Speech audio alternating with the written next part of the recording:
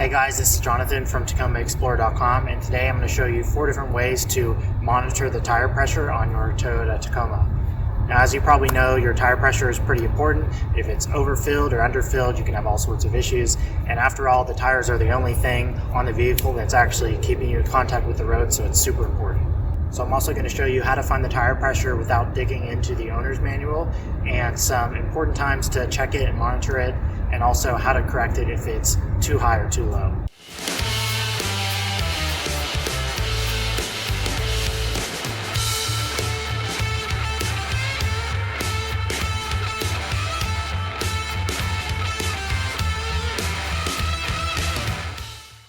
If you have a 2016 or newer Tacoma, the easiest place that you'll be able to find the tire pressure on most Tacomas is going to be on the multi-information display, which is this display right in front of you while you're driving. Now, I'm not exactly sure which trim levels offer this.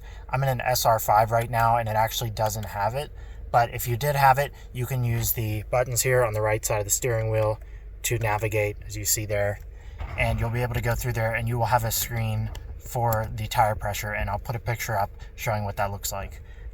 This is a nice, easy way to keep an eye on the tire pressure, and it shows you the current pressures for all 4 tires, so really, really useful. And again, I'll show you in a few minutes how to find the correct tire pressure. The other way to check the tire pressure is in the Toyota app. Now, this is only if you have an active Service Connect subscription. This comes as a free trial when you buy the truck new. The length of that depends on the model year, and you can always pay after the trial expires. This can be helpful, but most people won't pay for that subscription because, in my opinion, it's not really worth it, especially if you can monitor the tire pressure right on the dashboard. Plus, there's other ways you can do it as well. So one of my favorite ways to monitor the tire pressure is with a gauge like this. And there's so many different types of gauges out there. Some are digital, some are even more simple than this. You can find these at really any store like a Walmart or a hardware store. So to check the pressure, simply unscrew the valve cap and put this on there. Make sure you don't hear any hissing noise from the air coming out.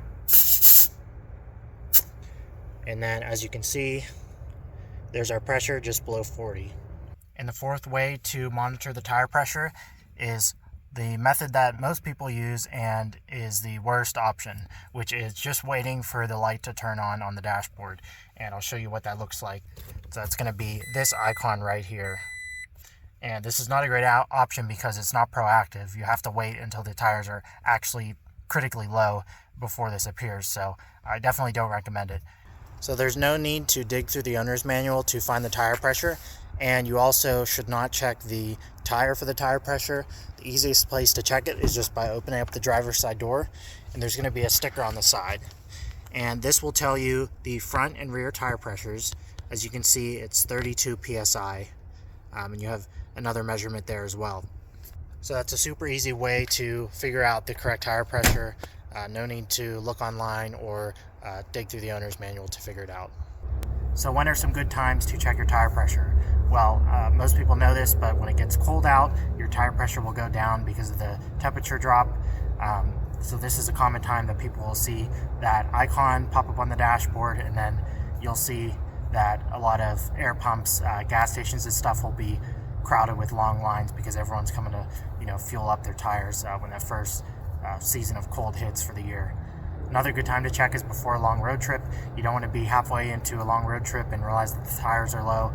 It can cause uneven tread wear on the tires, which means you'll need to replace them sooner. Also, it makes the handling worse overall. Another time where I really recommend checking it, and I think a lot of people don't realize this, is when you go to a shop, and especially a Toyota dealership, because the Toyota dealerships are notorious for doing this, is they will correct the tire pressure, and especially the dealerships, they tend to overfill it like crazy. I don't know why they do this, but they'll have it, above 40, like 48 PSI sometimes. And you'll notice that the ride is a lot harsher, and again, will affect the wear of the tires. So that's always a good time to check, is after visiting a dealership or any shop.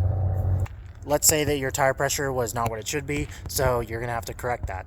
One way you could do that is with a portable tire inflator or an air compressor. If you have any of those, that's just an easy way to do that from home. You can also buy that on Amazon. If you don't want to buy anything, you can go to a gas station.